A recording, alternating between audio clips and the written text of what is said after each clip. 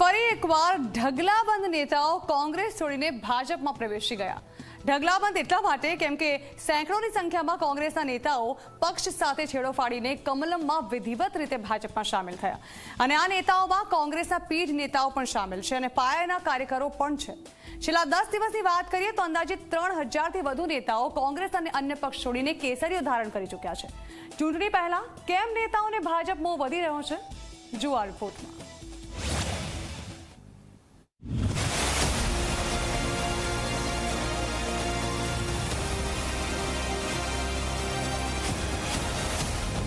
ગુજરાતમાં કોંગ્રેસને રામ રામ કહેવાનો સિલસિલો યથાવત।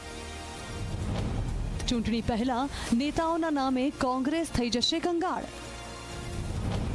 કોંગ્રેસના નેતાઓને કેમ વધી રહ્યો છે ભાજપનો મોહ?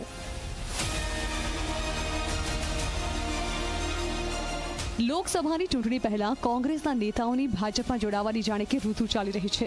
ગુજરાતના રાજકારણમાં હાલ ભારે ગરમાવો જોવા મળી રહ્યો છે, ત્યારે વધુ 3 દિગ્ગજ નેતાઓ પોતાના સમર્થકો સાથે ભાજપમાં વિધિવત રીતે જોડાઈ ગયા છે।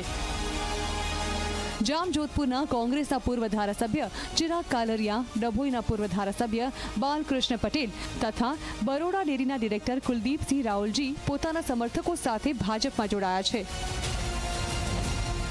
મને મારા વિસ્તારના લોકો, મારા મતદારો અને બધાનો એક નિર્ણય હતો કે આ વણથંભી વિકાસ યાત્રામાં જ્યારે ભારત સુપર પાવર થઈ રહ્યું હોય, બરાબર છે, તો એમાં આપણું યોગદાન આપણે આપવું જોઈએ અને સર્વાનુમતે મારા મતદારો અને મારા વિસ્તારના લોકોની આ એક માગણી હતી, એટલે આજે અમે ભાજપમાં જોડાયા છીએ। આદરણીય શ્રી વડાપ્રધાન શ્રી નરેન્દ્રભાઈ મોદી સાહેબ અને આદરણીય શ્રી આપણા ગુજરાતના અમિત શાહ સાહેબના નેતૃત્વની અંદર ને ગુજરાત પ્રદેશના અધ્યક્ષ શ્રી સી આર પાટીલ સાહેબજી અને ગુજરાતના મુખ્યમંત્રી શ્રી ભૂપેન્દ્રભાઈ પટેલના સાનિધ્યની અંદર જ્યારે ફરીથી મને કામગીરીને કરવાની જે તક મળી છે એ મેં આવકારી છે, એમને સ્વાગત કર્યું છે અને મારું પાર્ટીની અંદર યોગદાન પૂરેપૂરું રહેશે અને પાર્ટી જે આદેશ કરશે એ કામગીરી મારે કરવાની રહેશે। ન માત્ર 2 પૂર્વ ધારાસભ્યો પરંતુ અમદાવાદ જિલ્લા કોંગ્રેસ પ્રમુખ બળવંતસિંહ ગઢવી પણ ભાજપમાં જોડાયા છે અને આ સાથે કોંગ્રેસ પ્રવક્તા રહેલા સંજય ગઢવી પણ ભાજપમાં જોડાયા છે। દિશા વિહીન પાર્ટીમાં રહીને હું મારા સમયને વધારે બરબાદ કરવા નહોતો માંગતો, માટે આ પાર્ટીમાં જોડાણો છું। કોઈ પણ સેનાપતિ એમ કે એના સૈનિકોને તમે લડો, હું બેઠો છું, એ હાલતે રામ મંદિર વખતે આ પાર્ટીની નેતાગીરી કરી કોંગ્રેસના કાર્યકરોને જવાનું કહેવાનું અને નેતાગીરી કોઈ નિર્ણય ના લઈ શકે ને જાય નહીં। ઉલ્લેખનીય છે કે એક દિવસ પહેલા જ અમદાવાદ જિલ્લા કોંગ્રેસ પ્રમુખ બળવંત ગઢવીએ કોંગ્રેસના પ્રાથમિક સભ્યપદ સહિત તમામ હોદ્દા પરથી રાજીનામું આપ્યું હતું। આ સાથે કોંગ્રેસ ઓબીસી મોરચા સેલના ચેરમેન ઘનશ્યામ ગઢવીએ રાજીનામું આપ્યું હતું। આ બંને નેતાઓ 200થી વધુ કાર્યકરો સાથે ભાજપમાં જોડાયા છે।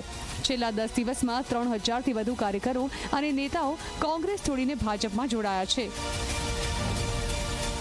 જિલ્લા પંચાયતના અને તાલુકા પંચાયતના ચૂંટાયેલા 8 જેટલા લોકો, લગભગ 6 થી વધારે જિલ્લા પંચાયતના પૂર્વ સદસ્યો, 28 થી વધારે તાલુકા પંચાયતના પૂર્વ સદસ્યો,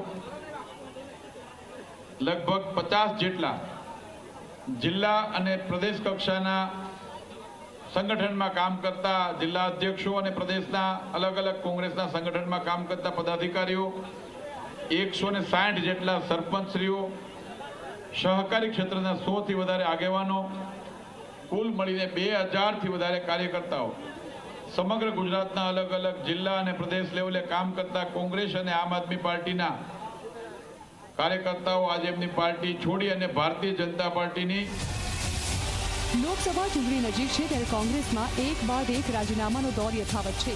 જાણે કે પક્ષપલટાની મોસમ ખીલી હોય તેવું ચિત્ર કોંગ્રેસમાં જોવા મળી રહ્યું છે।